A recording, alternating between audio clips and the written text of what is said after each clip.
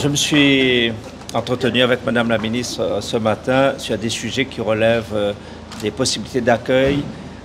notamment d'une ouverture vers les métiers du tourisme pour les jeunes réunionnais en difficulté d'insertion. On a abordé aussi le sujet de l'hébergement avec une évolution réglementaire, notamment de la loi littorale qui nous empêche aujourd'hui de développer des infrastructures éco-exemplaires sur la partie la plus éloignée de l'île, notamment la partie montagneuse. Nous avons parlé aussi de desserte aérienne avec des évolutions qui seraient nécessaires pour renforcer l'aéroport du sud de la Réunion et en même temps pour offrir des possibilités d'accueil touristique beaucoup plus larges sur la Réunion avec une baisse du coût des billets d'avion.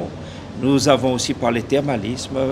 parce que le souhait du département, c'est de faire de la Réunion une destination thermale touristique dans l'océan Indien. Et de redire la fierté de l'Hexagone de pouvoir compter sur cette pépite qu'est la Réunion, qui est pour nous une fierté française, de pouvoir rappeler son engagement républicain dans la stabilité et dans le bien vivre ensemble, qui est une marque forte ici, et le sens de l'hospitalité et de l'excellence de l'hospitalité de la Réunion. Et par rapport aux différentes thématiques qui ont été abordées par le président et que je ne reciterai pas, comment nous pouvons accompagner financièrement, certes, mais aussi en ingénierie, et comment nous pouvons, avec l'aide de mon opérateur national, de mes opérateurs, qui sont Atout France et l'Agence nationale des chèques vacances, comment nous pouvons venir en soutien des politiques et des stratégies qui sont engagées fortement sur ce territoire,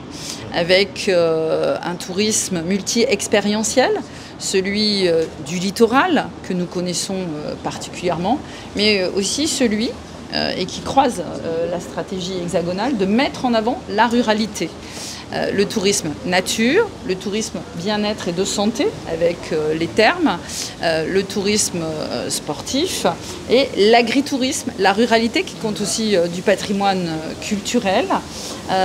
Et donc nous avons parlé effectivement de l'ensemble de ces tourismes à développer, avec même cette interrogation sur les croisières, comment pouvoir développer dans effectivement les infrastructures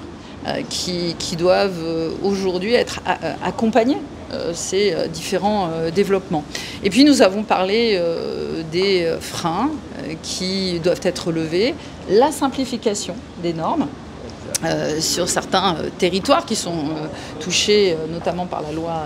littorale, mais aussi la recherche d'investisseurs, puisqu'il y a des fonds publics, mais il y a aussi des investisseurs qui sont intéressés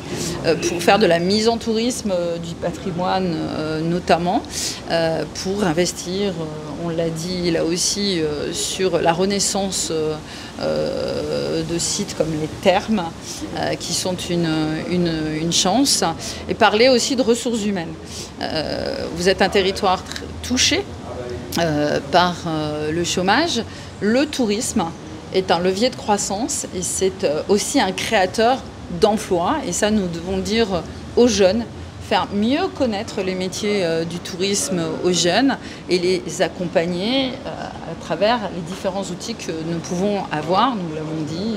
sur les missions locales, sur les plis, avec France Travail, sur des publics aussi qui sont en reconversion, comme les publics du RSA. Donc nous avons beaucoup à co-construire et à venir en accompagnement, mais vous aussi, vous avez beaucoup à prendre, et c'est ce que j'ai fait ici, et de très belles idées à ramener en Hexagone pour que nous puissions là aussi avoir cette même démarche de croissance par rapport à l'économie touristique.